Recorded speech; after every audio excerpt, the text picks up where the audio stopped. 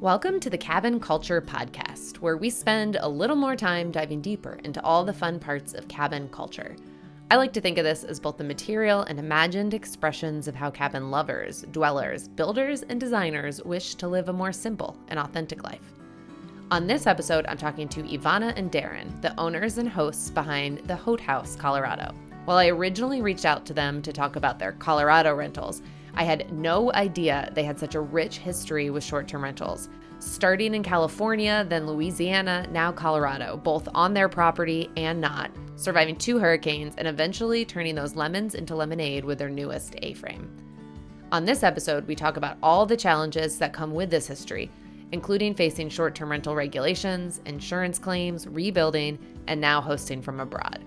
You are not going to want to miss this one, so let's do it.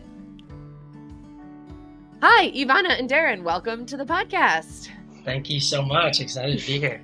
Can you start by telling me where you're located? Because this is a little bit different than most of our podcasts. Where are you podcasting from? Yeah, so we're in northern England.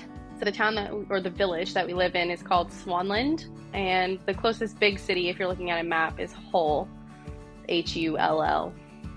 Okay, but you don't sound British. So tell me a little bit more about how you ended up there. Well, it's because of him, and It's my fault. we asked for it. We've been asking for a long time to get over here, so we're super excited. But we're both originally from California. We've moved all over the states, and then this summer in June 2023, we moved to England. Yeah, we've found a job here with my company, and we wanted to make a change and try something new. So we've been wanting to be here for a long time, and finally came together. What made you want to be there originally? Did you travel there a while ago?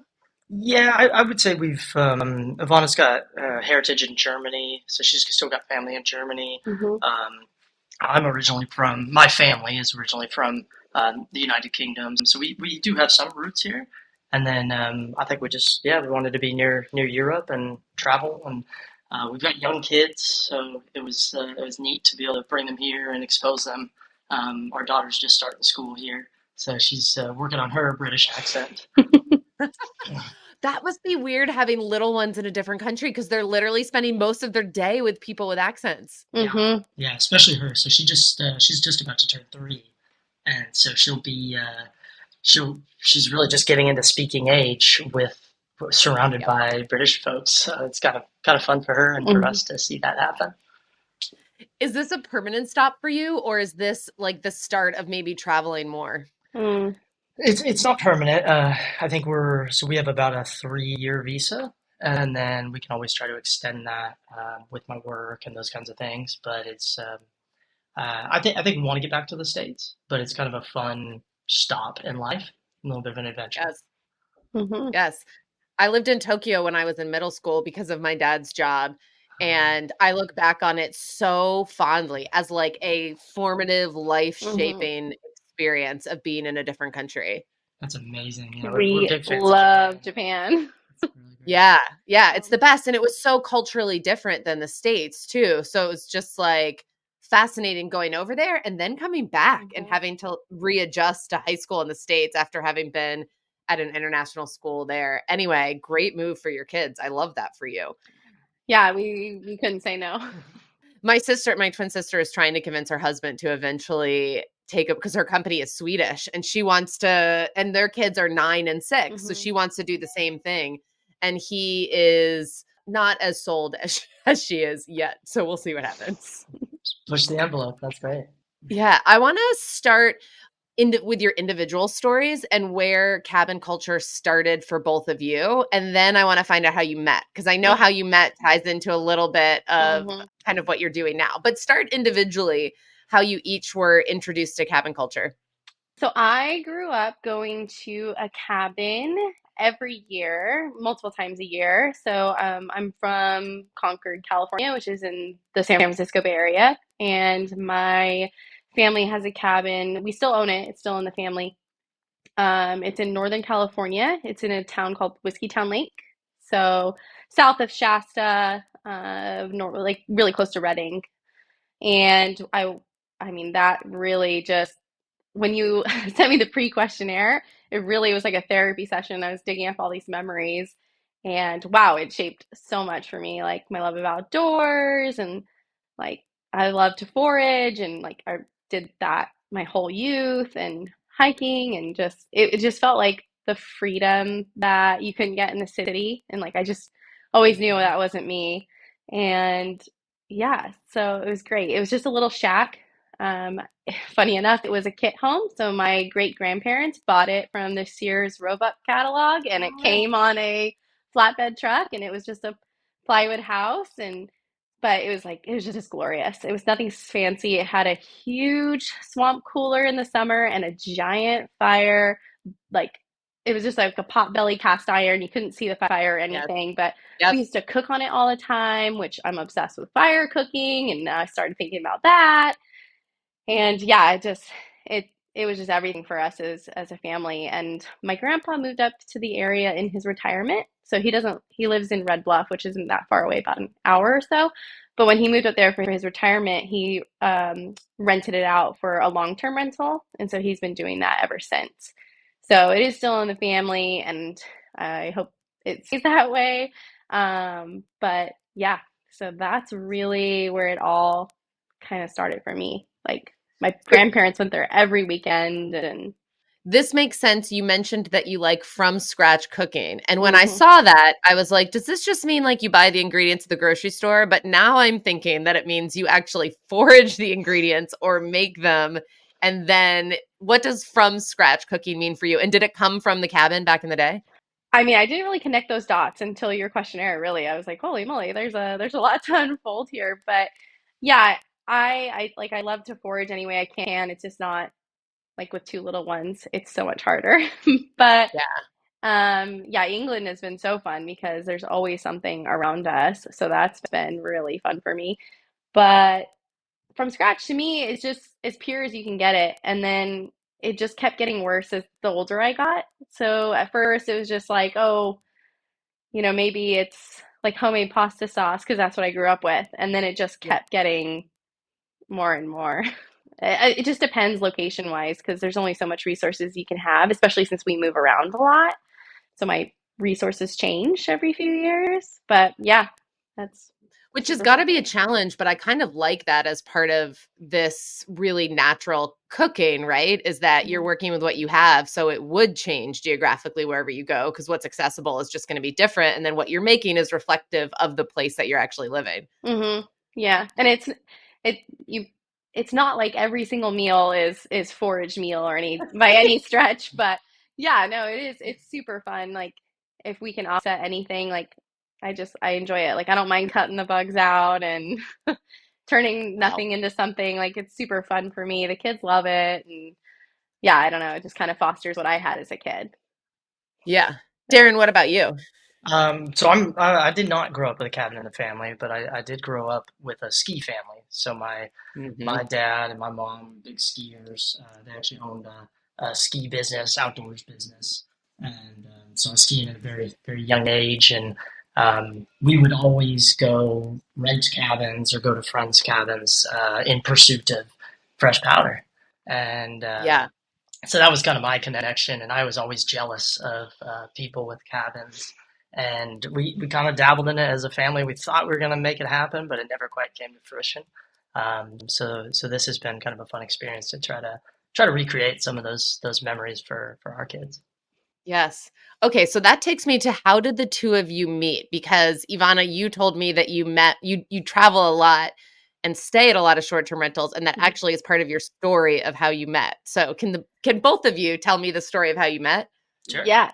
So very close. We actually more met off of remodeling than short-term rentals. Okay. So Okay. that's kind of is it your turn to tell a story? Oh, I can tell Like that. Sure. your turn. Yeah, so we started dating right as I got out of school, out of college, and moved back to the Bay Area. And I had taken a job there, and a friend of mine and I bought a fixer-upper house in California in the Bay Area, and we decided we were going to just gut it and renovate the whole thing. It was very much in need of a complete remodel, and we had no idea what we were doing. We had nowhere near enough money in our bank accounts and whatnot, but we went for it, and it all turned out okay. But during that process, Ivana was down the street working at a Ace Hardware store for her Oh, school. And so I would go into the Ace Hardware and became a more frequent visitor, as you can imagine. And we became good friends. And then ultimately, I asked her out on a date, and she laughed at me, so I didn't get the date.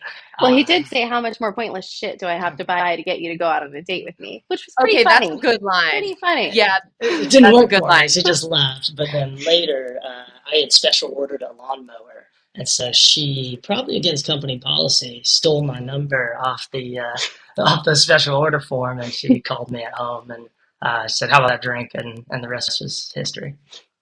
I love that bold moves on each of your parts because it's hard enough to ask someone out when you're just randomly at a store, but then to have them ask you out and then look up their phone number and just actually call them, I feel like that doesn't happen anymore. So we always talk about that. We feel like we really lucked out.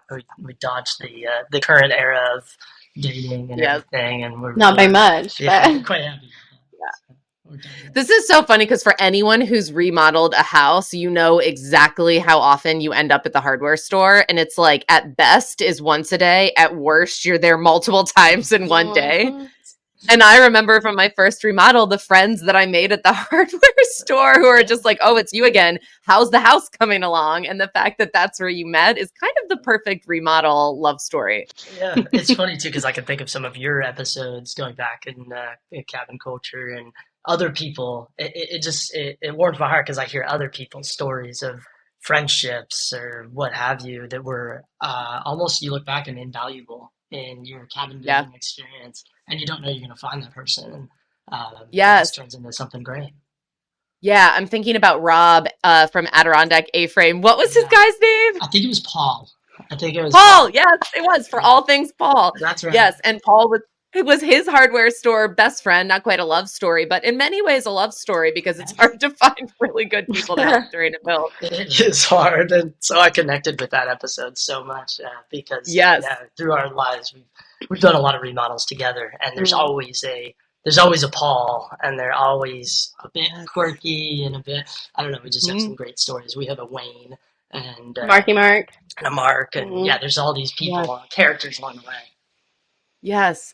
Okay, so I want to take it a little bit further. You all met, you were working on a current reno, but I know you've done a lot of them together. And Mm. now you own a portfolio of, I believe it's 9 properties. Are you building your 10th or is the newest cabin the ninth?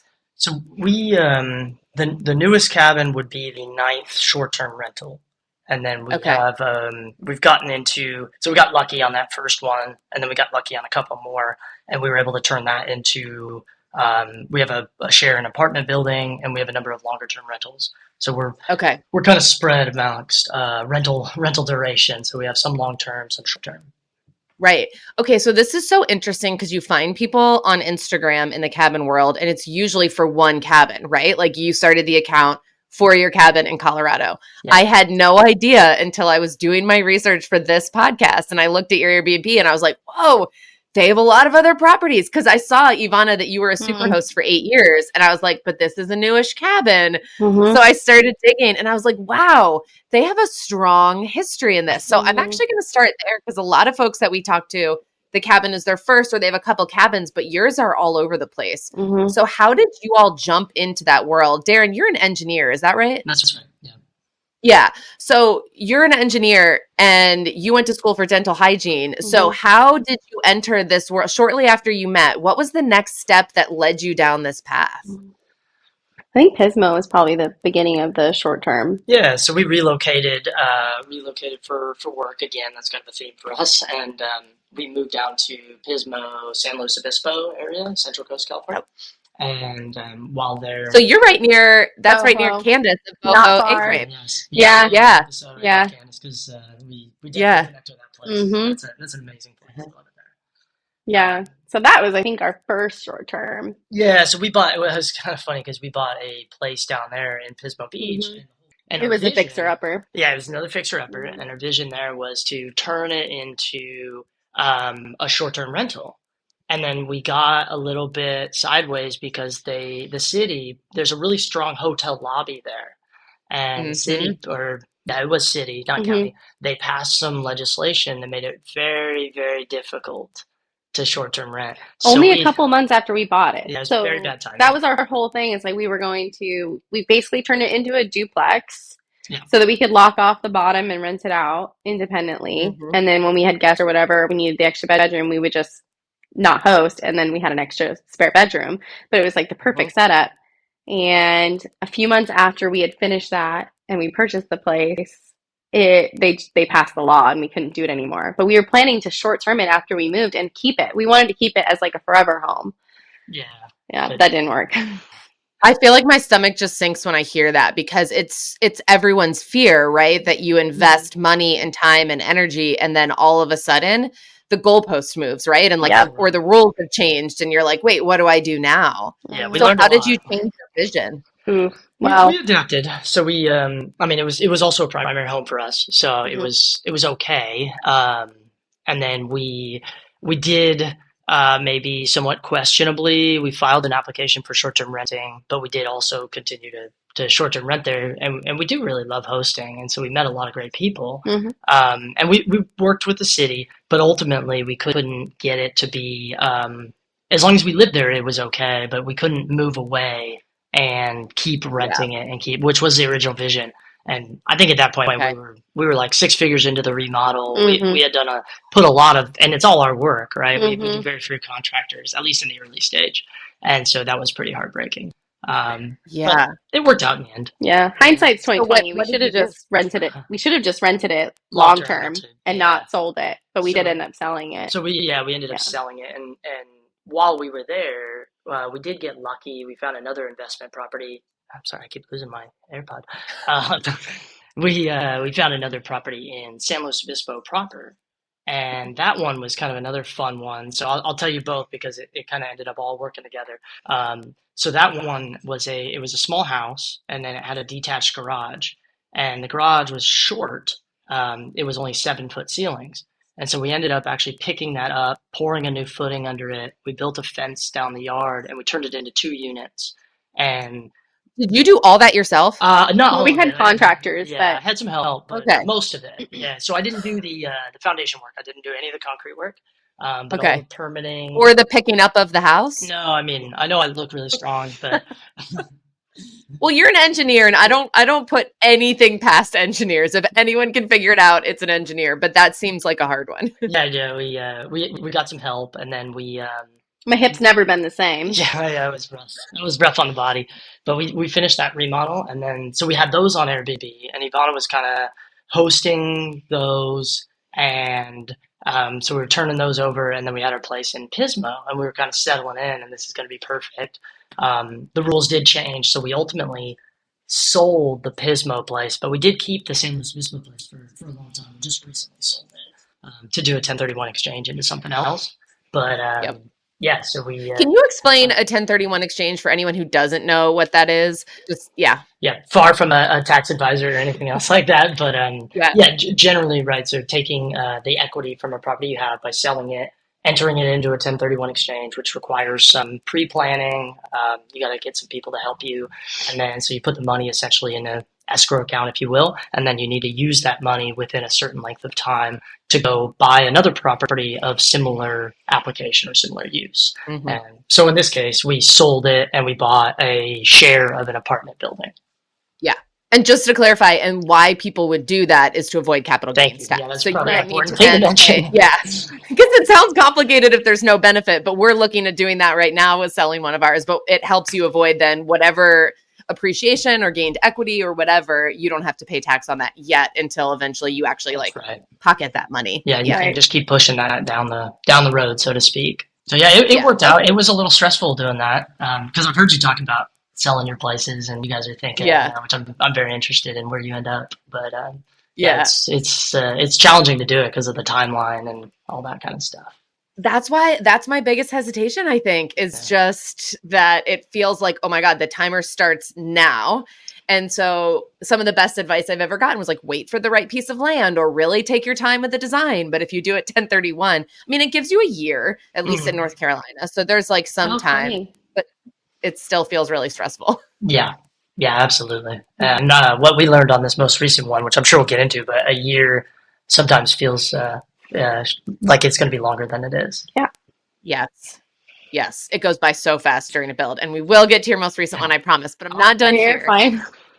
This was early in your marriage. I'm just thinking about like these are big projects for early on in a marriage. How did you all, and you've done some since, so I'm guessing it was successful. How did you figure out your roles in those early years so that you work as a team and avoid conflict? Have you figured that out? What worked for you? Well, full disclosure, we weren't actually married yet.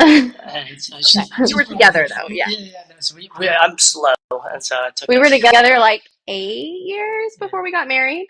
Yeah. Okay. Yeah. But to your point, I think one thing that's been a good bedrock for our relationship is we always have been pretty good at role clarity, and so we really focus on not Kind of double. unspoken though. Yeah, it kind of just Yeah. works, and she's great at a lot of things that I'm terrible at, and so then similarly, I try to be good at things that she's not, and so we find our lane, and we find that we're most successful when we're not double doing each other's work, right?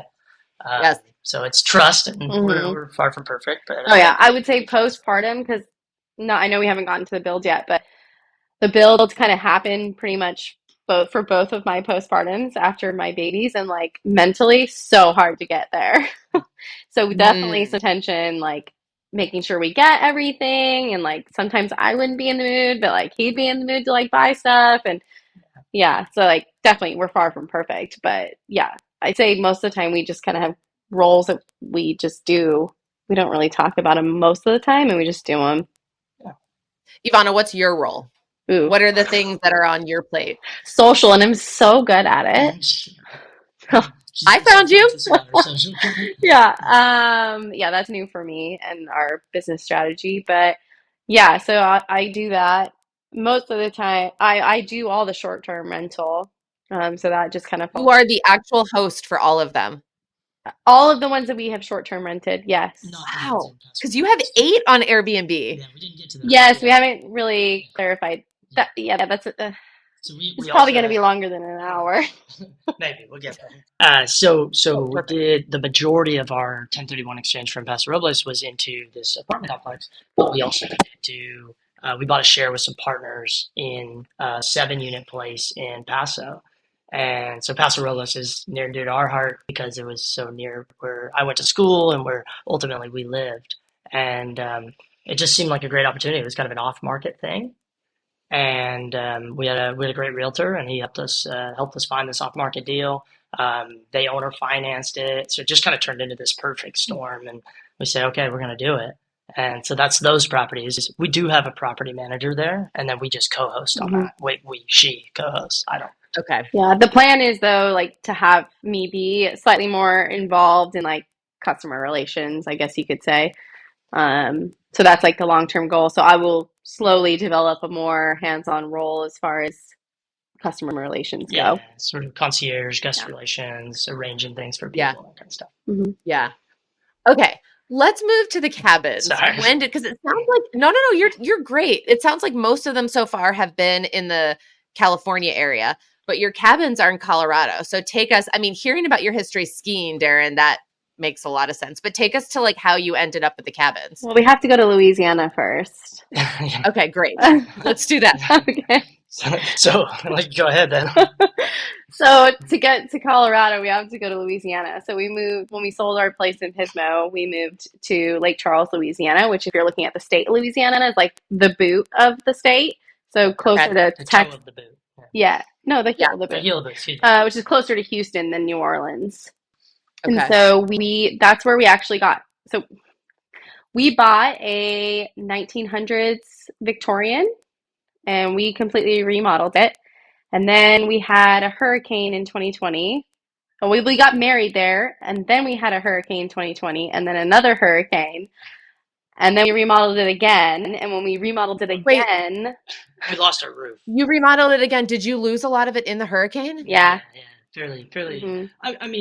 In the kind of $200,000 type of damage range. So the house wasn't completely leveled, but we had no roof. We had mold everywhere. We had a lot of it was after having put in all that work to renovate it. Yeah. But there's still 1900s house. It was a challenge. Your journey is full of ups and downs. Like fun, some yeah. of my worst case scenarios you have experienced and are thriving. This is good for me to see. Do not recommend the whole hurricane Yeah. thing. Yeah, that was a No. tough experience. Yeah. Yeah, so we got married, and then in 2020, it was August of 2020, we had the first hurricane, and then in October of 2020, we had a second hurricane, which was less, but still did undid a lot of damage that we had fixed. So that was like another gut punch, and I was like 3 months pregnant, so that was super fun. And it's COVID. And it's And COVID. all the prices of materials are going Yep. up. Yep. Yeah. So it was that was an interesting time too, because Yep. I never thought about this around hurricanes, but all the labor dries up because the whole town. I mean, just to give you a perspective on this hurricane, Yes. there was not a single power pole left standing in the parish or county, as you would call it there. There's nothing, and so Mhm. you have no water, you have no electricity, no power, no sewer, and so you're trying to fix your place, but there's contractors and kind of predators coming in that are trying to bid you Yes. really quick, and it's just this Mhm. really terrible environment after something like that. And living Do through that has taught us contractors some stuff. Yeah. Do contractors come in from like out of state? Mhm. Oh Because yeah, already regions have issues with finding contractors. I can't imagine if literally everyone Mhm. needs a contractor. yeah, I had to it's tell people multiple times, like, get off the property. Like, no, I don't want your business. Because they would just try and start doing stuff to get paid. And yeah, it's honestly, post hurricane is really scary because you have your cell phones don't work, your electricity, your Wi-Fi, everything's gone. Yeah, And were you living in the house when that happened? kind of, not no. really. So we had a couple things. One, we kind of talked about friends along the way, and we had some really, really good friends that were not as affected, and they took us in. So Hmm. we were able to stay with them and then kind of bounce back and forth. And then Mhm. we also have some friends in Houston, and so we were kind of going to get materials because you have to go that far to get materials. It's a 2 hour Hmm. drive. And so I would go before work. So I would go to work, which was also affected by the hurricane. And then in the morning, I would leave at like 3 or 4 in the morning, go get materials hours away, and then make it to work with a truck bed full of stuff, and then go hang sheetrock or whatever we had to do After work. after Hmm. work. Yeah. So that was a long few months. Hmm. And you were pregnant and you were Hmm. expecting your firstborn. Yeah. Hmm. That was the first one. Yeah. Hmm. Yeah. Wow. Hmm. What were your biggest lessons from that? Biggest advice for other people that you learned from that process? Have savings and know how to do some basic stuff. Yeah. Yeah. Yeah, Yeah. I because would. we had to we were lucky, like we had savings because we've like learned that we need to prioritize it even more. And then Mhm. we were lucky that we had the skill because we have been doing remodels for so long. We both kind of grew up doing it. So Thank goodness. yeah, Mhm. yeah. I mean, yeah. I would think the other thing for during COVID is I went through all my home insurance policies for the rentals and I adjusted the total cost to rebuild based on inflation and when cost of materials went up. Because I looked at all of them when the materials were going up and I was like, I couldn't rebuild this house for that price. So Hmm. smart. And it Smart. didn't cost me, yeah. And it wasn't like, you know how insurance is. It was like a couple dollars per month to up it by that amount. But it gave me the peace of mind that if I had to rebuild from scratch, I could replicate it based on current prices. And I don't think people do that very often. No, Yeah. that's smart. Yeah, I think our challenge on the insurance front was everybody was filing insurance, and so the Yeah. payout was very delayed in our experience, and that's what I think Yvonne was ultimately alluding to. Is that's what led to the cabin. Is we ended up fixing it all up on our own labor, and we managed to scrape by with what we had in savings, and then we got a big check, and then it was like cabin Oh. time. Hmm. But we did some Did you fun immediately things know? on that. Yeah, Yeah, we did. But on that remodel, we did fun things. Like we were able to restore the hardwood floors in the house were really unique, and we were able to replicate that throughout the part of the home that had lost it.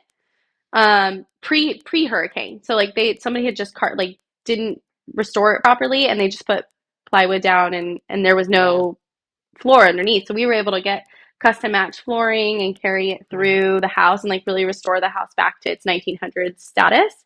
And then we also put Wow. in an in-law unit, which was like a studio apartment, and we short-term rented that. forgot We about that. did really well with that. We loved that place. It was the perfect place for like guests, and then to short-term rent is perfect. Yes. How Hmm. did you like hosting in your house? I think that's the most nerve-wracking experience for a lot of folks. And to me, it's one of the most rewarding I've had. What was your Hmm. experience like? Yeah, I would say overall most rewarding. So our Lake Charles experience was better because it was like a detached but attached apartment. Yeah. And so they couldn't hear Mm-hmm. us, we couldn't hear them, but they were just on the grounds. And then our place in Yeah. Pismo, it was they were below us. So that was always just like, Okay. oh, hope like we're not making too much noise. So Yeah. sometimes it can feel impactful, but it's also the most enjoyable. Like the experiences are really good. People are really Yeah. respectful because they know like they're at your house and you're around. Yeah. And it's also it can be the most profitable. Yeah, because So You can clean it. Overhead yes, cost is so yeah, low. your overhead costs yeah. go to nothing. Yeah. Hmm. I agree. If it's part of your house, you're already paying the electric bill. You're already paying the internet. You're already paying the pest Hmm. control. Like all of those expenses that add up on my other houses, I'm already paying. Yeah. So it's like almost all profit. Yeah, I mean, we were doing so. I mean, I don't want to like boast ourselves, but like in Pismo, Do we it. did so well, and in Lake Charles, we did so well at our personal homes that we were actually covering our mortgage most of the year. Yep. And I think it's uncomfortable sometimes, but you can make it really comfortable and super beneficial. And you Yeah. vet the people, right? You Yeah. look at who's booking your home, and you Yep. I mean, it's a little bit of a case study in that. Hmm. And we didn't miss very often. For the most part, we got good people that left Hmm. the place clean and really respectful. And some of them, I think we Yeah. still talk to. Yeah, I have one Lake Charles lady who was a social media influencer for the local casino that I'm still friends with Wow. today. Still talk to. Yeah, I love that. yeah.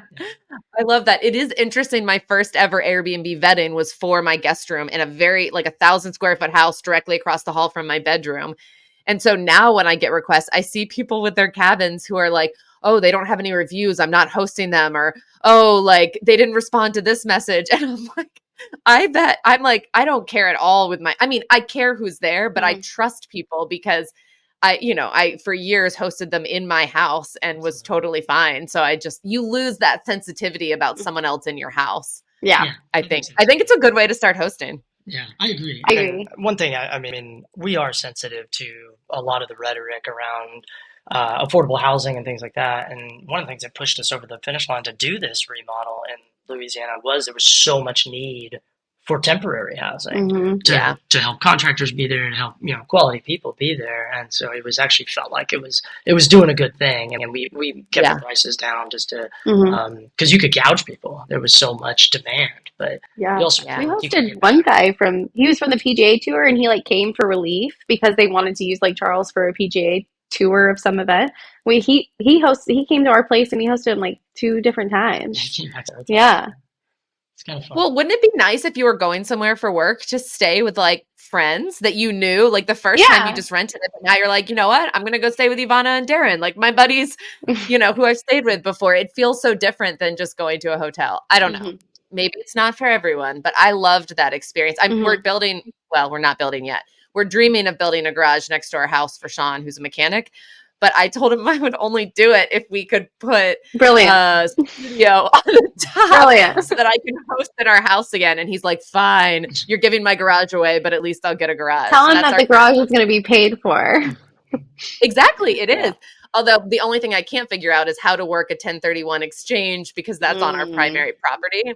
So we're going to have mm. to pay all the capital gains, but I think it's going to be worth it to create that because I do want to Yeah. host in our house again. And it's different when it's at a cabin. Okay. It is. Louisiana Sorry. to Colorado. That's how no, you're Yeah. right. That's how you got your cabin money. Yep. So you both knew immediately that this was your cabin money. Did you know Colorado?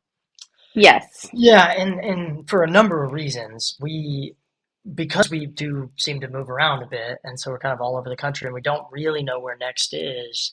We really wanted to create a place that we could get to that our kids, right? At this point, we knew we had one child. We were thinking about having more, and Mhm. so we knew we wanted to raise them with a central familiarity, nostalgia kind of place, and so that's what the Yeah. cabin was intended to be for us.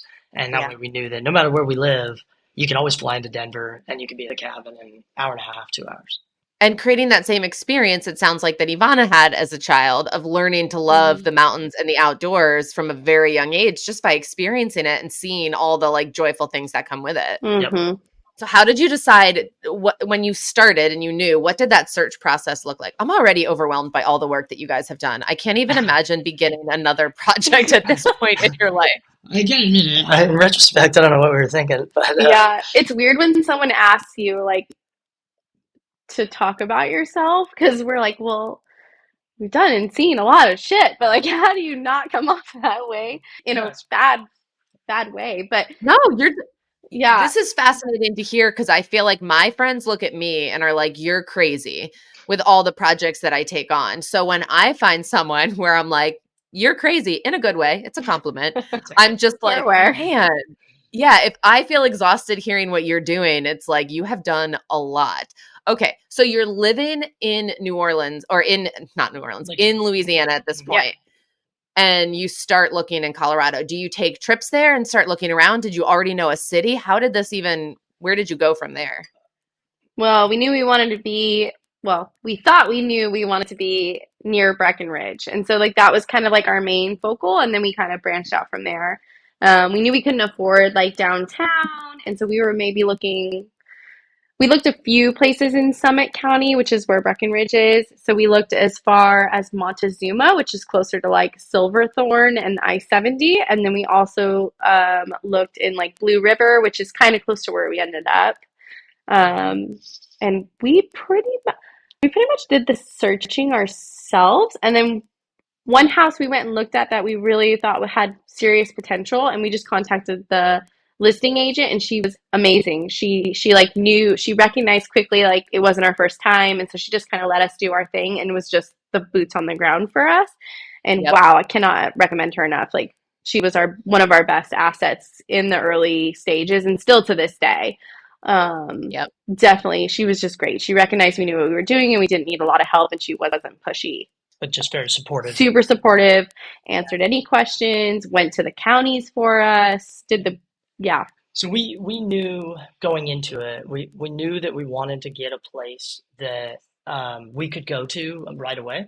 And it didn't have to be anything amazing, but just a place for us to be able to go and enjoy. And then we knew we were Yep. working on this remotely. So we knew that we wanted to have the ability to build a second property. And that was like a really key focus for us. And it's challenging to find. It's even more challenging to find. I think a lot of your listeners remember in that time frame. So this was 2020, 2021. Mm-hmm. Cabins and real estate and short-term rentals were just going insane. And so Yes. stuff was going way too expensive. And so we ended up just getting really lucky. We found a place that was almost exactly what we wanted. It was a livable, nice cabin that was also it was on a 2-lot parcel. And the second lot turned out to be buildable and with a little bit of work. And then that was that was the trigger point. We actually bought it sight unseen. The first time we ever saw it was after we picked up the keys. Yeah, I was in So labor signing the DocuSigns. Are you serious? Yes. Yeah. Okay, so you didn't see it when you were under contract even. You closed on it without seeing it. Yeah. Mhm. Yeah. No, Wow, that's a we have first. some partners too. We have some friends that are silent partners in the deal, and they did see it. So they were able Okay. to scout it and say, yeah, this is a fit. Because we went to a number and we said these aren't going to work, and then this one was okay. This is going to work out. So we did have some. And you trusted friends. your realtor. Absolutely. So you had that too. Absolutely. Yeah. And she Okay, went like to tell the me. county for us and like vetted that we could build on it. And like she really did a ton of like the pre-permit process for us before we even closed. That's amazing. Mhm. Okay, and so you're literally having a baby, signing paperwork. So now you have a newborn and a brand new property. Mhm. What were your next steps? When did you get to see it? Because where were you? You were living in Louisiana at that Yes. point. So Yeah. when did you first get to travel as a whole family to Well, see it? Well, it was the day we closed, right? well, yeah, but we were on the southern road trip when she was, Uh, and then that was I our can't last. remember. So she was born, and then 4 weeks we went on a southern road trip as part of like his daddy leave, um, parental leave, whatever you want to call it. It was his time, and we were like, "Well, I feel good. The baby's doing great. Like, let's do a road trip because I don't know how long we're going to be in the South." And so we rented a Little teardrop. teardrop trailer, yeah, and we road tripped around. So With the newborn. with the newborn, She had a great time. yeah, we also had a great time. Except for in the Smoky Okay, Mountains. this She makes got me feel snow like I on. could be a parent. I Yeah, feel it's like so I'm fun. so scared of the newborn phase and like being tied down. And you're like, no, we rented a trailer and just like went on an adventure. Newborns suck and they're a lot of work. I love them. It's a fun stage. Like they can go anywhere and they sleep almost anywhere. So Yeah, that's the best part about the newborn stage. And so we just took advantage of it. But it is a lot of work. But it was fun. yeah, so we did a southern road trip, and then the last leg of that trip was we got back home, and then like the next day or two we flew to Denver to close on the cabin. That's how it I was had to because remember she was that. 6 weeks old when we went to the cabin. Yeah. So, what was it like when you first got there? Was it everything you had expected that it would be? Yeah, I mean, and then some. We originally we didn't think it was going to be furnished, but then we got the keys and it was fully furnished. And like in a lot of ways, it was such a blessing. But then it was so hodgepodge. Like people had just been dumping all their secondhand stuff there for 10 years, And and then you so have to get rid of it. yeah, and so we made dump runs and thrift runs and Facebook Marketplace runs, and But we did. We in yeah, fairness, we met a our really cleaner. wonderful person that's Yeah, our cleaner now yeah. by listing stuff on Facebook Marketplace. So I'm a Hmm. huge advocate of that. It's kind of upcycling, and Hmm. Yeah. you make such great relationships. Yeah, and Wow. so Okay. yeah, we closed on it, and then I think the one complaint was that the staircase down to the lower floor was a little bit steeper than we were Yeah, hoping, it's but messed up. other than that, yeah, it was great. That's not too bad. If that's the No, worst of it, that's not too It bad. was fun. Was your plan to start building the next one right away, or with time start renting the one, make some money, and then put that into it? What was the plan? And I am a little bit curious about the finances to grow this many properties this quickly. Are they each paying for the next one? Are you saving money as you go? How did you approach that? The cabin we know that you bought with the money from the hurricane, was that enough to also build on top of, or did you get a construction loan for that one? How did you make that work? It was a construction loan, so we used, Okay. for the most part, the hurricane payout kind of took care of buying, down payment, buying the place, having the two lots, and a little bit of infrastructure work, and kind of getting going on design and things like that. We did have some savings kind of accumulated that we wanted to use, and then we did get a construction loan for sort of the max the bank would do for us, which was I think it was about 650 grand, and they just wouldn't go higher than that, kind of jumbo loan territory and all that. Mhm. So we did have to fill a little bit of gap on the top end of that. But we were also able to count some of our land as down payment in the construction loan. Yep. So that Yep. helped us kind of close that gap. And then I'm always curious about this with folks who have multiple properties. Do you view it like, and I know, Darin, you do the financial side. So do you view it as, like, do you go into the micro details of every property every month and like how much gross is coming in, what our expenses are, what our profit is? Is it all in one bank account? So like that income could then help pay for the construction loan while you were still building and not seeing revenue on that rental yet? How do you do all that? Yeah, so Yvonna does the majority of the actual bookkeeping day to day. So Okay. as expenses roll in, we use Stessa, which is a really fantastic, like STESS. it's assets backwards. Assets backwards. Stessa. Oh, I've never heard of this. Hot tip. Check it out. It's a free service. You Yeah. can pay up for it, but the free service is actually really We good. did recently upgrade to the professional service because you get to a property count and it doesn't work as well. Yeah. But we used it for a long time as a free service, and it imports your transactions. So we have credit cards and checking accounts that it just sees any spend on that account, it pulls in, and it's actually really good about. I do It'll all of that categorize it. manually. No, don't do that. Check this out. What? It's This not is it's not bulletproof. You still have to like be on top of it because like some things will go through and some things won't, and you can definitely maximize that. But yeah, it's not bulletproof, but it's a lot I better. would say it's damn good. But Yeah. I do that anyway. I like Yeah. seeing the details. So I wouldn't mind like clarifying, but if it can do some Yeah. of it for me, I'm going to play around with this. Check Okay, this good out. tip. Yeah, so then so she does a lot of the managing, filing things, all that. But I usually When the kids are do- sleeping. Yeah, during nap time. I usually do the sort of month-end statements, and because I get a lot of joy, I don't think Ivana does. I get a lot of joy out of actually like combing through all the numbers and just it's total same sickness. So I get that, Yes. and so I'll spend hours doing that just because I do enjoy it. Otherwise, I probably outsource it.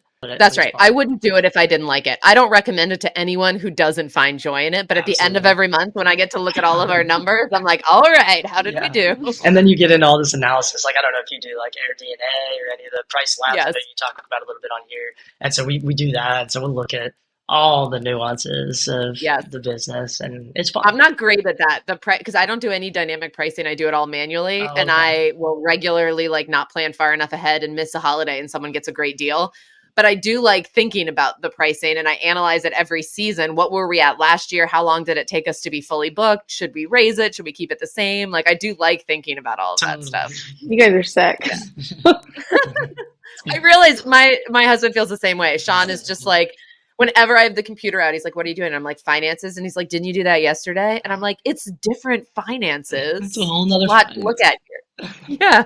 It's fun. Yes. So that's kind of how we break it up, right? Those are our lanes. Yes. So then that does make it easier to have a build, like a construction loan coming in after you have a handful of properties that are all, because that's the hardest part about building, I think, is that you have this construction loan that you have to be paying every month and you don't have any income coming in from the property yet. But if you have previous rentals, then that can help to pay that rather than you just doing that out of pocket. Yeah, it does help. It's definitely, so full disclosure, Haute told us 12 months. We got a loan for 15 months. You know, we could give ourselves a little cushion.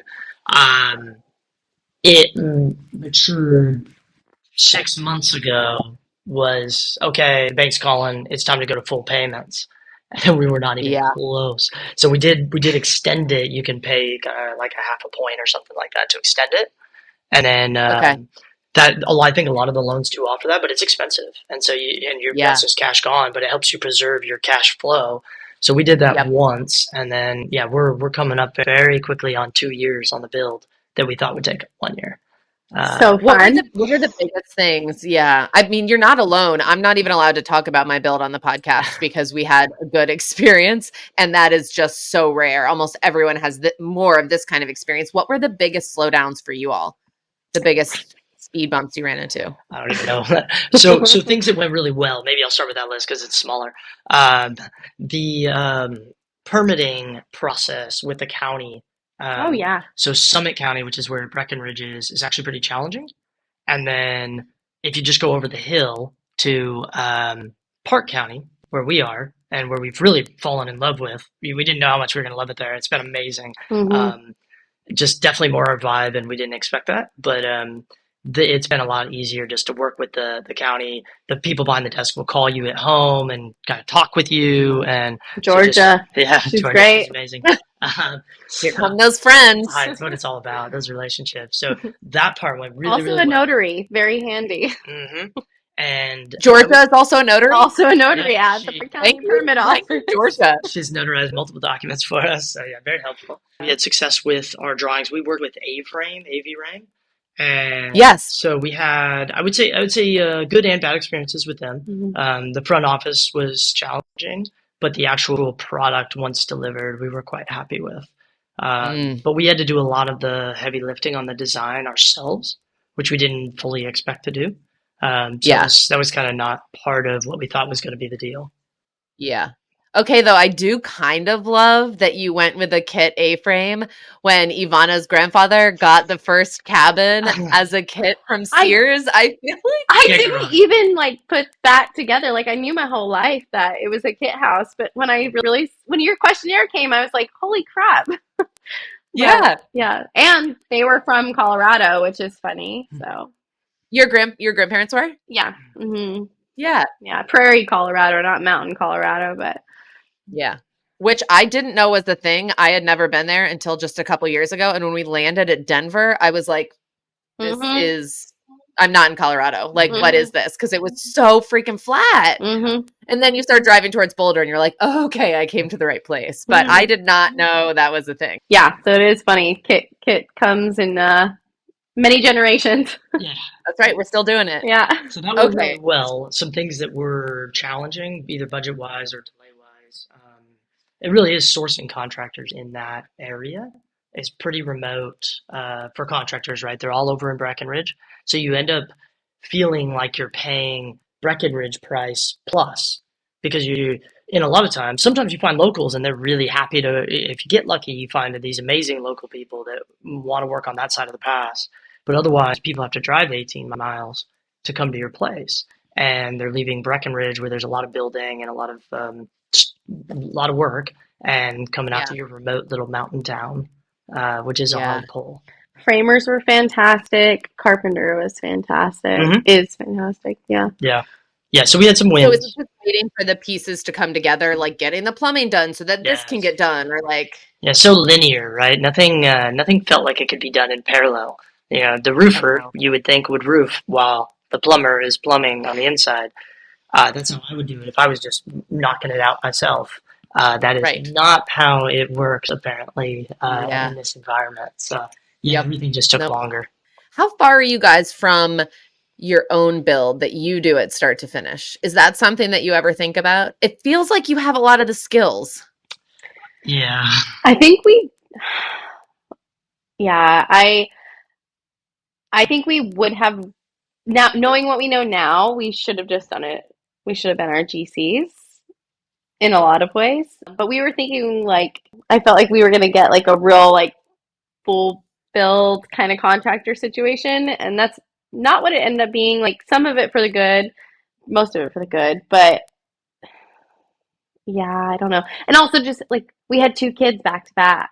I did. Yeah, So, and you weren't living there. I yeah, don't and so think it was this was big. probably the right build for you to do that, but it Yeah, feels like you're developing one project at a time, all the skills that you need to tackle yeah, a build from start to finish on your own. yeah. So obviously, I don't think we could do it from the UK to GC it. I mean, maybe we could. No, Now I'm we know more, sure we but do a build on our own, whether it was GC or actually. I mean, I'd do it tomorrow if I could, but it's. I think from a just family situation, and then also just work and being able to take care of the kids, also go to work and do the Yep. W-2 thing. It just Yeah. it's just out of reach right now, and then it feels like it could be 5 to 10 years out, and Yeah. that could be something that we take on. There is something to be said. I mean, I still run my business non-rental related, and there is something to be said for like a full-time salary when you're doing that. If there's a hard month or like COVID hits, which was, the shut down rentals, it was like, okay, this is scary, but like I can swing it. Although at that time my business was also slowly shutting down. But in theory, anyway, you run into something and you're like, okay, there's some consistency here. Absolutely. It does feel challenging to just run rentals as your full-time job. I know people do it. For me, it still feels, I don't know, one step too far. Yeah, and I don't know how you do everything you do, but it's between the podcast and everything, and all the rental management. Well, the podcast is fun, so that doesn't count. That's just like, I thought about this the other day and I was like, think about how many cabin owners I've just had like coffee with. And like, if it weren't for the podcast, how would I couldn't just message all these people and be like, hey, want to hop on Zoom for an hour and chat? For real. Yeah, it's amazing. yeah, count us Instead, in for the retreat at your friend's. What is it? The wedding venue. Golden Count Heart. us in. I know. I do really want to do that. I Yeah. think it would be really fun to like for everyone just to get to hang out. So listeners, you heard it here first. I don't know if I mentioned it on the podcast already, but I think that would be a great idea. Oh, Yeah. probably when I was talking to Mandy, I'm sure I mentioned it. Yvonna, you mentioned something in your pre-interview document, or actually, I don't know who filled it out. It was the both of us. Yeah, Well, I yes, know. it is both of us. I know. Isn't it interesting that I just assume when it's a couple that the woman does? Because often it is. But I didn't mean to make that assumption. You said one of the things you think about a lot is integrating with the communities that you're in. And I love this idea. I've talked about it on the podcast before, but you're also a remote host, as am I. So I'm curious how you tackle that with multiple properties in multiple places and you yourself not being there. What are the ways that you integrate your rentals into the community or reflect the community in them? Mm-hmm. So I would say because most of the short-term stuff, like we've been actually part of the community, so we didn't reach out as much. Especially being in the UK, like it's actually been really, really good for us, for me, I don't know, us. It really pushes us. It's like I really have to think out of the box. I have to get like out of my comfort zone because I'm relying on other people all the time. Okay, it's just you in the camera. Um, I so I've had to get really creative, and I also want to celebrate. Like I love it there. Like I would love to spend part of my retirement there, you know. So I don't want to I want to give back more than I take, I guess. And Mm-hmm. yeah, ultimately I am taking, but I want to give more than I take. So Yeah. we've done a lot more work of like partnering, and some of it is fairly developed, some of it's still developing, but I'm really going with like as local as I can and then branching out from there to keep it like Colorado based. So if I Mm-hmm. can't source it within like the two counties that we're closest to, then I branch a little further and then vice versa. But um, yeah, I mean, we found our cleaner from like giving stuff away on Facebook Marketplace, and she's been, Yeah. I mean, can't do without her. Oh, a good cleaner when you live far away is everything. Everything. And so, yeah, I mean, we try to be like fair. We try to be, we try to pay well. I mean, we don't, I wouldn't say like we're giving it away or anything, but we try to be competitive as best we can. And Mhm. we try to really celebrate what our counties have to offer. Like, we're starting partnerships with some local artists. So we had some mugs, some custom mugs commissioned, and I've kind of developed a relationship with her, and she's like helped me find like a wallpaper, and she's helped connect me with other artists. So some things that we want to do is like do like a rotating private pop-up art gallery at our place. So they have like a beautiful $1 million cabin to put their artwork in and like really celebrate it. And I mean that works for me because my art budget is shot right now, but they get a beautiful place to put their stuff and hopefully someone buys it. Right. Some other things is just, I love this as a way to save on the art budget. Well, yeah. I think it We've was also you. spent plenty on the art budget, Yeah, but that works. If I remember right, didn't you advertise at one point what your art spend was or something? This is way Yes. beforehand, right? I've been following you for a while. Yeah, I just put our yearly expenses and then I got a whole bunch of shit on the internet for how much I spent on art. That cracked Everyone me was like, "Do up. you redecorate the whole cabin every month?" And I was like, "No, I just buy nice art." Yeah, if I went So when I saw online, that you were going to do that, I was like, "I like this idea. This is a budget hack right there." yeah, we'll see. yeah. But I mean, it's not all finalized, but it's enough that I feel like I can talk about it. So her name's Erica Donaghy, and then she's connected me with some other local artists that we hope to showcase some of her work there. We have you're hearing it first here, but we have a local jewelry smith, and so I'm working with her directly to make us like A-frame pendants of our A-frame. And I may or may not be doing a giveaway when we launch the A-frame. Depends on if it gets finished in time. But yeah, like I'm working with her. I'm really trying to think out of the box where, I can pay her for her skill and benefit the both of us. And I have some other things in the work as well. But we're just trying to really get in the community, celebrate Park County because Breck is right there. Everybody knows Breck. Nobody knows Park. And some people don't want it that way. But I mean, they need us just as much as we need them. Yeah. And so we realize that like we're gonna wash each other's hands, but we don't want to be your commercial cabin in Breck. We don't want to be a turn and burn place. Like we want to be intentional. We want to share our dream cabin with people. Like we built it for us. I mean, we definitely Yeah. took in consideration like having guests, but like the massive range, I did that for me. He did that for me, I should say. You like You know? cooking, so get a good range. Yeah. Yeah, and just certain things like that. Like we didn't need a fussy wood stove. I like bring it back to my great grandma's cabin. Like a wood stove was everything. So Everything. yeah, so like we built it for us with the mind of like sharing it with others. And so Yeah. part of that is our community. Like we want to show the community too. So being in the UK has been great. Like it really has forced me to get out there, be clever, and I'm not asking most of these businesses, I'm not asking them to give anything away. I'm paying them more or less. You're And buying the stuff to then, yeah. right. And so we're using it as more of like a collaborative thing, but not a free collaborative. Like these people, Yep. you want to celebrate them, right? And Yep. if you guys both get enjoyment and press out of it, that's great. This is one of the interesting things about Instagram is that you don't often know the people behind the cabins on Instagram, right? Which there's obviously a lot of downsides to that, but the advantage is like I followed you for a while, I think. It seems like it. And I had no idea you lived in the UK, right? Like I thought you were just like my cabin friends in Colorado.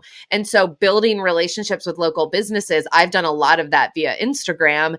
And they don't even know that I don't live, that I'm in North Carolina as I'm like typing that message, but you're still able to support each other that way through tags, through giveaways, through whatever. And I feel like Instagram has made that more doable. Yeah. When we were building, and he follows so many accounts that are cabin and A-frame related, but like we couldn't find that many that were super transparent or would dive deeper. And so like obviously we know like it's location dependent, it's timing dependent, and XYZ, but like yeah, I think it helps to give people a base because I mean, if you've never done remodeling, you've never done a build, like you're kind of going into it pretty blind. Yep. Yeah, and there's not a lot. I feel like most cabin accounts are just pretty pictures of their cabin. And I totally hear that. That's really effective for marketing to guests, I'm sure. But I'm so interested in the other stuff behind it, the business side of it, the financial side of it.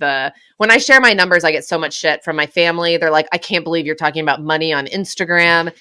But I'm just like, how do you empower people to think they can do this if you don't talk about the number one thing that they're going to need to understand in order to do it? Yeah, no, absolutely. I think that's been a real goal of ours because of that kind of lack of transparency in the space. We really want to be. We're not ashamed, right? We weren't trying to build the cheapest cabin in the world. We're not trying to build the most expensive. We're trying to build ours, right? And so our numbers are our numbers, and we don't mind sharing and then talking about kind of the lessons we learned along the way and some of the pain points. Like we had a 15-year story to get where we are. It didn't just like pop up on Instagram, you know? No, but following you on Instagram, and this is why I think it's so important that we, and by we, I mean me, start prioritizing folks that don't like outside of Instagram. It's not about having like 100,000 followers, but I just think there's so many good stories hidden, and Instagram says nothing about the success of the cabin or the humans behind it. You know, it's just a matter of if you can hack the algorithm and figure it out or not, you know? Which we're probably not very good at. No, but terrible. It is fun. You have to really like Instagram, I think. So I feel similarly about Instagram as I feel about finances and the whole understanding the backside of Instagram. And I like study my analytics and I'm like, which posts are doing well and why. And then the educational ones are the ones that never do well, but they're my favorite. So I do them anyway. That's funny because for us, like we get a ton of traction on our financial ones. Like anytime we share financials or loans and stuff, I mean, we're a small account, but yeah, anytime those are my biggest hits. So interesting. Well, outside of giveaways, because usually it's a collaborative with like, bigger people. Yeah, giveaways don't count though, because that's literally it's a smart strategy, but it's a strategy to get followers. Yeah, I mean, your followers go up, but guess what? They also come down because they don't win and they're not interested. And so that's okay. That's the way it goes. Well, and it hurts your engagement. So I'm talking about this with my social media manager now of like, I'm supposed to be doing a giveaway. Well, I think we are doing it, but it kills your engagement. I mean, temporarily good, but then you have more followers and they're not actually interested in engaging with your content. So it only really helps if it's accounts of people. So the one we're doing is, I think it's called Wandering Women Who Hike. And that's fine with me because I'm like, okay, you're outdoorsy women. Like this might be something that you just haven't found yet that could be good. But it also has the potential to bring in a bunch of new followers who don't ever engage with your content and then shoots you in the foot. But you had mentioned in your pre-interview about exploring Airbnb Lux, and this is something that I've considered but have done zero research. Can you share with the people what it is and why you're considering it and just what you've learned so far? Sure. Yeah, they're pretty closed. They don't really talk too much about it on their platform. So I don't know if you've ever okay. So if you go to I've only seen them when traveling and I see them pop up and I'm like, oh, this is really fancy. How do we get this? And then that's as far as explored. Like, have you ever stayed in Airbnb Lux? We haven't. Yeah, we actually just booked our first one because we have a large party and we were like, oh, this is good research. So we could bring our costs down and we can write it off. Yeah. So their shtick is that they have high quality appliances. They have like all the amenities more or less, you know, that because you know, like sometimes when you're traveling in like, I don't know, in Europe, sometimes you don't always have like whatever. XYZ. Yeah. Or you go to, like, we just went to a place in Wales and they had like one roll of toilet paper. It's like, come on now. Like, there's 5 people on the listing. Come on. Yeah. That happened to me in Patagonia too, and I never realized how important that was until there were 3 of us, Yeah. and we had our morning coffee, and so everyone's ready for their morning poop, and then we're like, "There's no toilet paper. What do Yeah, we and do so now?" it's like, okay, like I'll go buy toilet paper, which isn't a big deal, but also come on, like it wasn't a free place. Like we chose you because you were in Right. our budget and it fit our needs. So Yeah. anyways, but so they just kind of make sure that you have all the amenities you could want, and then they have a curated add-on section, and to each place it's a little bit different. And I don't know the details about this in full yet because well, one, we don't have it, and two, we have to like finish our listing. And so I've tried to do a lot of pre-work before like our listing is actually public. And I was dealing with one person who seemed like they were going to like work with us to get us like pre-approved, and then we got shut down, which is super annoying. So now I have to wait until like our listing is fully done and then resubmit again. So basically it's very classic Airbnb troubleshooting. You send an email to the Lux team and then you give them like your criterias, and then they'll get back to you in a few days. And then you have like then reiterate, well, yeah, but your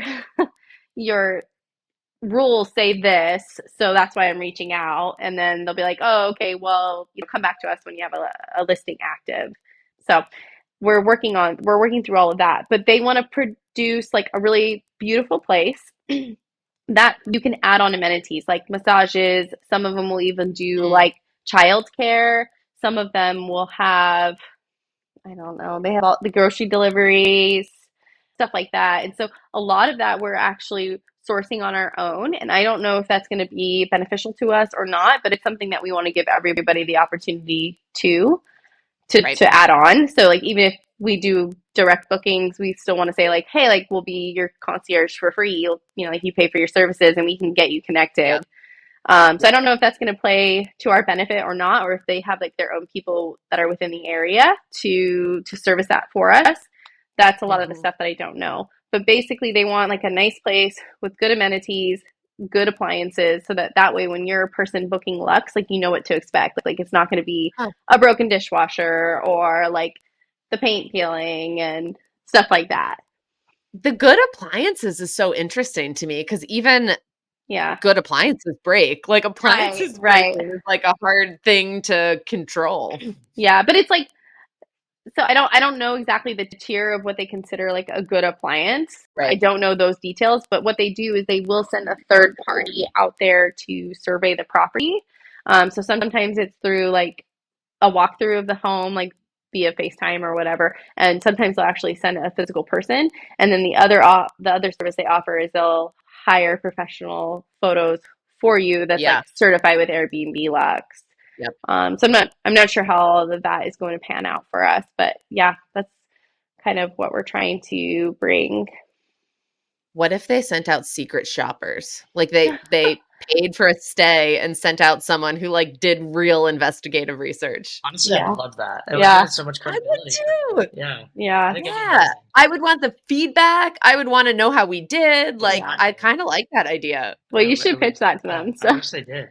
Yeah. Yeah. it's just kind of Yeah. unfortunate because like a lot of the things, I'm sure you feel this way. You've been hosting as long as I have, but like Airbnb used to be so host like oriented, and I just know. it's gotten so commercial that it's more customer based. And like I understand like things I change, know. things adapt, and some of the things they've changed are for the better, but it just Yeah. feels so like personal personalless, I guess. Like you're not, Yeah. yeah. It's just hard when you grow, and Hmm. I've had frustrations recently too, but then I see everywhere, I don't know if you've seen this or heard this, but every podcast I listen to, every big one now has Airbnb commercials. Every show I'm streaming that has commercials has Airbnb commercials. And I do have to think about those. The Yeah. benefits of growth is that in this culture where people are talking a little bit of shit about Airbnb, it's getting trickier, towns are regulating. Like Hmm. Airbnb has millions of dollars that they can put into marketing campaigns that we can't, right? Right.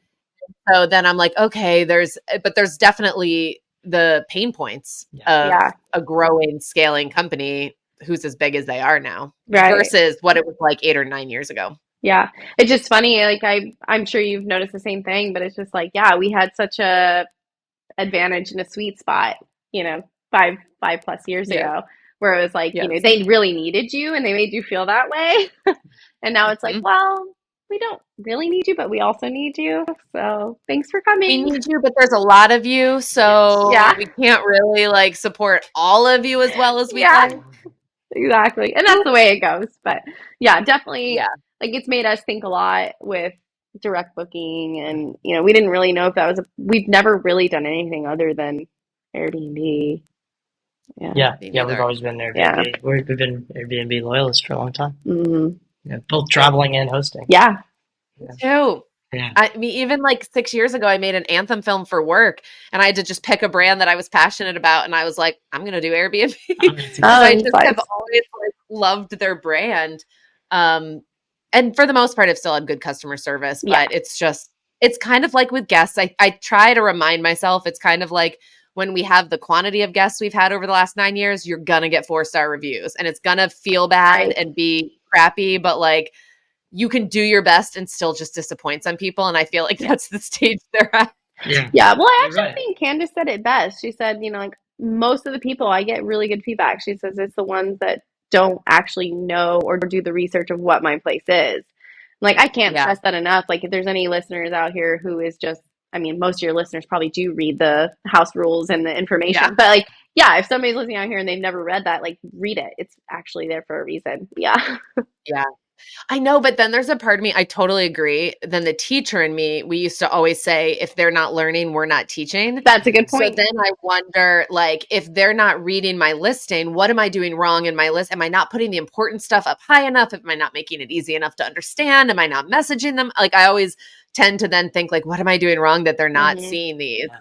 But it is frustrating when you feel like you've done a really good job of it, and then you're still running into like, Yeah. that was in my listing. Like, Yeah. It's so hard because, like, you want to fit it all in, but, like, also you can't just tell everybody, like, how your house works. I know. Yeah. I Or, know. like, yeah, we look super private and the feel is private, but we're also in a residential neighborhood. That's a tricky one. Of course, you're going to photograph it without showing the neighbors because you don't want to show the neighbors. And then they show up and they're like, there's neighbors. And you're like, Yeah. yes, you're 7 minutes from town. There's Yes, neighbors. there it is. Other people live here too. Yeah. Yeah. Like, I don't know what to tell you. They're not in your business. You can only see one house, but there is a house. Yeah. Like, Yeah. I'm not misleading you. I'm just not going to show that picture on my list. Right.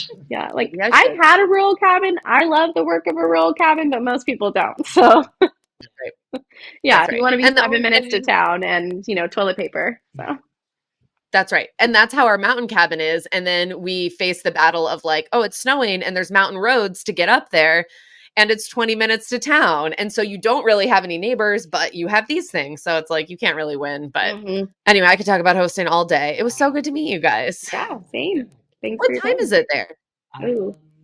It is almost 9. Okay. All right. So Feels it's not like too free late. time. Thank you. No, the kids are asleep. Amazing. Thank you for giving up some of your evening in order to have this conversation. Yeah. Absolutely. Thanks for having us. We really enjoyed it. Thanks so much for joining us. And if you liked what you heard, feel free to leave us a 5-star rating on Spotify or share some of your favorite parts over on Apple Podcast. If you have feedback or suggestions for the future, you can also find me on Instagram at Cozy Rock Cabin. Looking forward to next week.